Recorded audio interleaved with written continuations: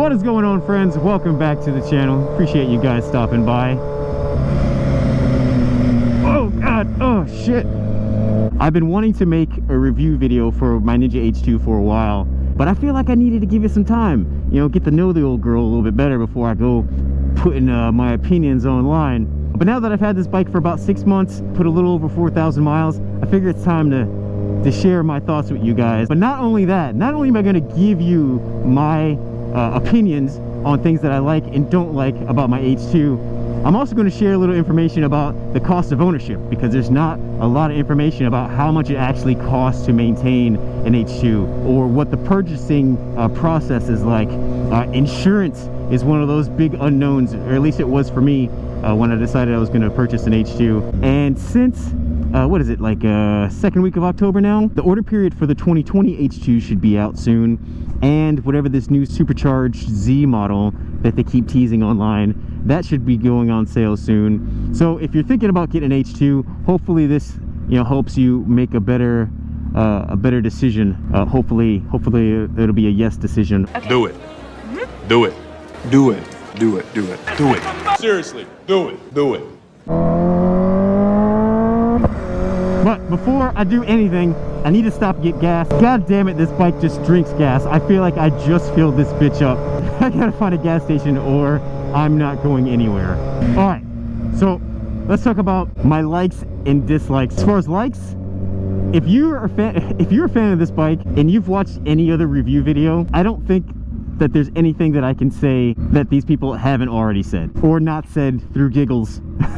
It is just simply that badass. But there are some things about this bike that I absolutely dislike. First, the fuel consumption. Now, I know nobody buys an H2 thinking they're going to save money on gas. At least I didn't. And I know based on what, you know, the TFT screen is telling me, that I'm getting 24-ish miles per gallon, which I think my R1 gets about 28.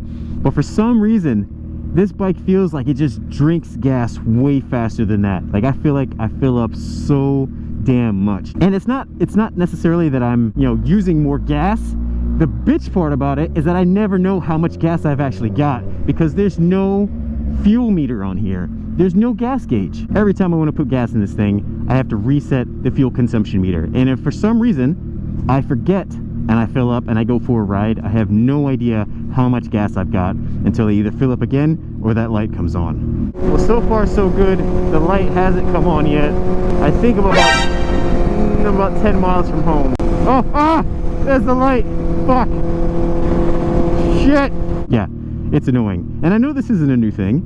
I know it's not. The R1 has the exact same thing. There's no fuel meter, but there is a fuel consumption gauge. So every time I fill up, I've got to reset it. But it's just annoying. With all the other things that this motorcycle has, you would think that putting in a fuel gauge would be the easiest thing to hide somewhere. Even if it wasn't a normal, like, visible feature, just put it in the menu somewhere. Like, that would be easy. I don't know why they can't do that. So Kawasaki, please give me a fuel gauge. That would be great. I also wish that they'd give you a little bit more customization options for screens. So there are 4 different displays that you can choose from. I normally like to leave it on display mode 2. I like the red and black. It looks good to me. But you can't see everything that you want to see on this one screen. So, like, if I want to get to my fuel consumption meter, I've got to go back through the menus to display 1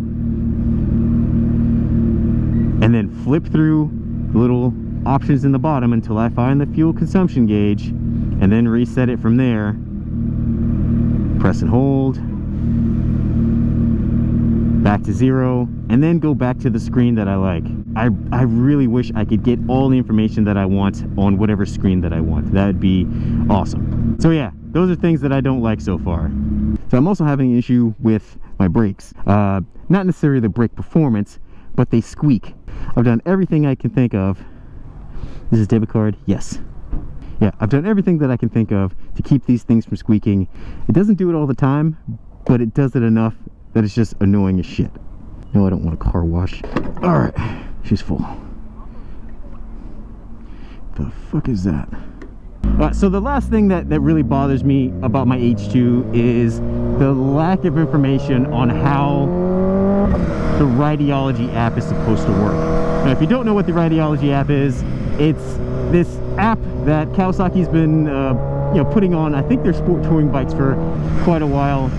Basically lets you connect your phone to the bike via Bluetooth, and it shares information like your speed, your fuel consumption, you know, maintenance logs, routes. You should be able to monitor whether you have phone calls or text messages on the screen. There's a bunch of stuff that they said that this app was going to be able to do. But honestly, I haven't been able to figure out any of it. And there's no real instructions on how this shit is supposed to work.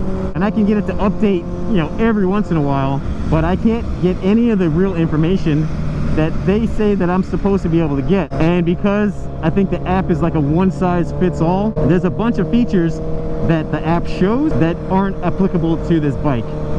So it's really annoying. I feel like it's a cool feature that if it worked would be awesome, but it doesn't work. So I got my hopes up for nothing. That was one thing I was really excited about that just seems to be trash. But besides those things, I really love this bike.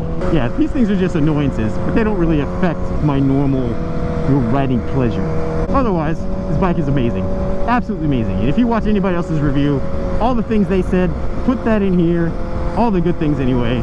And that's how I feel about this bike. Fantastic. Money well spent. Alright, so let's talk about some money aspects. Let's talk about the purchase cost, insurance, and just overall cost of ownership. Purchase price for the bike, if you go online, at least in US dollars, I don't think the price is going to change for 2020. It did increase from the 2018s to 2019s, but I don't think it's going to go up for the 2020s, and if it does, it won't be that much. Obviously, the taxes and fees and all that stuff are going to be different for wherever you live, but out the door, I believe I paid just under $37,800. Oh, and don't forget that there is a deposit required to have the bike ordered when the order period is open.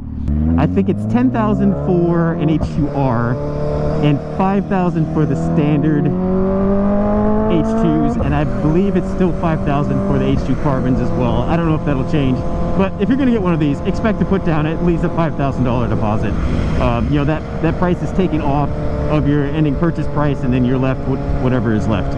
All the purchase info, all this is stuff that you can get online. If you're curious about what it's going to cost you every month, you can go on like bankrate.com and put in some figures and kind of get a rough estimate of what your payments might be if you don't pay cash for it. Insurance was the biggest unknown in this whole process. Now, if you watch guys like Do It With Dan, I think he paid some astronomical amount for insurance, and if you go on like the forums, you know, people pay like varied amounts, but it was all just pretty ridiculous. Like some guys are paying upwards of $300 a month just for their H2 for full coverage. That was the part that scared me the most. So what do I pay for insurance?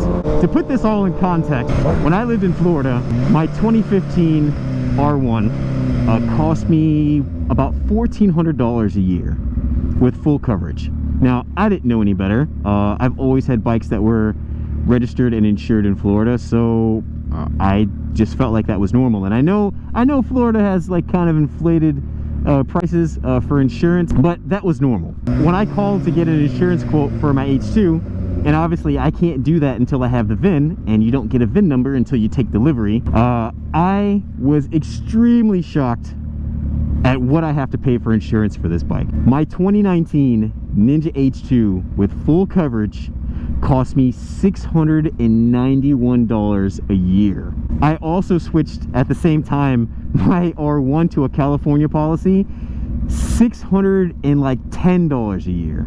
So I'm paying for two bikes for full coverage the same as I was paying for one bike in Florida.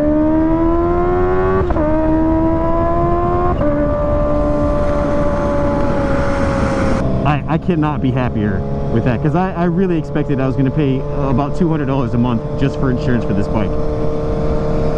Now, obviously, you know, wherever you live and your driving history and all these things are going to play, you know, a bit of a factor in what your insurance costs are going to be. I don't know how they all factor in or how they come up with these numbers, but I'm getting to be an old man. I'll be 38 in a couple weeks. My driving record is good. I've got one, see, squeaky ass brakes. See how annoying that is? I do have one reckless driving charge on my record, but that's been a bunch of years, and I got that in 2014. I think that's come off now. All right, so let's talk about maintenance costs. To be honest, I feel like the maintenance on the H2 is no different than what I usually pay for my R1. I just did an oil change recently, right when I hit like 4,000 miles. It cost me about 120 bucks. I use the Multool 300V. It's somewhere between $18 and $20 a quart. I need I have to buy 5 quarts. It ends up being like 4.4 liters, but you know, I need 5 quarts in order to fill it up. Come on now, can you see me? I can see you.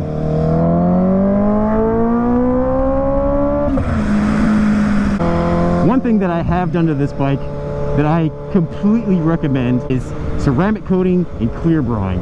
Now, I know there are some vloggers out there that say, oh, why would you know, put clear brine and all this stuff on your beautiful H2, you know, because then you cover it up and you can't see how beautiful it is and blah blah blah.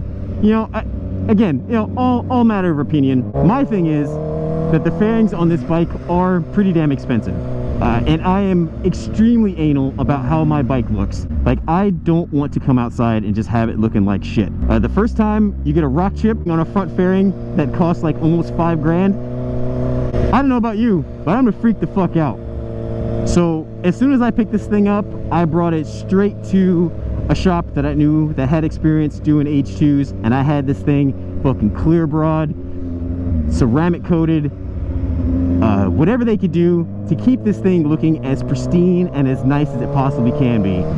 I feel like that was money well spent. Not only do I not have to worry about rock chips on, you know, my carbon and those high impact areas, but everything has been all ceramic coated. This bike is almost impossible to get dirty, and when it does, like after riding in the rain, it is extremely easy to wash. And unless you look like up close and personal, like you can't see any of the clear brine.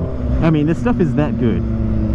I can't tell that this stuff is on there unless I go looking for it. While it is a little extra cost, I think in the long run it's worth it, and it hasn't stopped me from enjoying this bike. Like, I always said I wasn't gonna ride it to work, and I've been riding it to work every day. My R1's just sitting in the garage. So again, a matter of opinion, but just something I recommend, and something that I was adamant about having done as soon as I took delivery of this bike. So those are some of the costs that I've incurred with the motorcycle, you know, as far as my monthly payment, my insurance. So those are two of the biggest factors when you're gonna consider, you know, buying this motorcycle. Oh, the last thing I want to talk about is what it's like to go out in public with this motorcycle. Well, it's awkward. Like, it can be awkward. So there are a handful of questions that I get asked pretty often that I really wish I would never get asked again.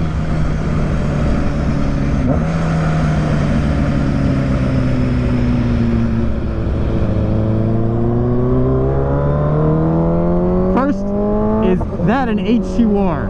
No, this is not an H2R. The second is, do you want to race? Fuck no, I don't want to race you. I just don't. Like, I got nothing to prove to you.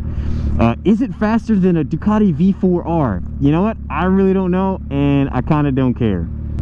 Can I go for a ride on it? Fuck no, you cannot ride my H2. I don't know you like that. That's just not happening. And the last question is, how fast have you gone on it? Obviously not fast enough to get away from this awkward ass conversation. Please stop asking me how fast I've gone on this bike. I will go as fast as I need to go, and not any faster. And I guess I just kind of asked for that if I'm gonna go out and ride this thing, because there's obviously not a lot of them, and every once in a while somebody will say, like, you know what, I've just never seen one in public. And honestly, like, until I bought mine, I'd only seen one, and that was for a brief second as it was blowing by me on the freeway, and then I never saw it again. So it's understandable, like, why people would have questions. Just be prepared. I mean, you'll occasionally have situations like this happen.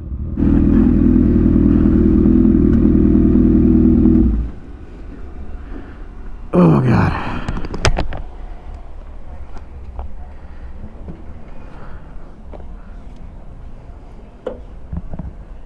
What's up? Be awkward, but I just thought I would talk to you about your bike a little bit. Oh, what's up, man? Hey. How you doing? Kenny. I'm Dante. Nice to meet you. This thing is dope, bro. Thanks. Super dope. So it's an H2? Mm-hmm. Can I take a picture of it? I got my riders. Sure, yeah. I'll close the gas tank. Yo, this shit is fucking on point, boy. What'd you take it up to? Huh? What'd you take it up to? Honestly, it's kind of hard to say. Yeah, stuff like this happens, you know, and it's not bad. Like, I don't mind. But sometimes I just, like I said, I wish I could make the bike invisible and just go for a ride. Well, that's all I've got for today. Thank you so much for stopping by. If you haven't already, make sure you hit that subscribe button and follow me on Instagram and do whatever YouTube requires you to do today to get notified or whenever I post new videos. And that's it. Be safe out there.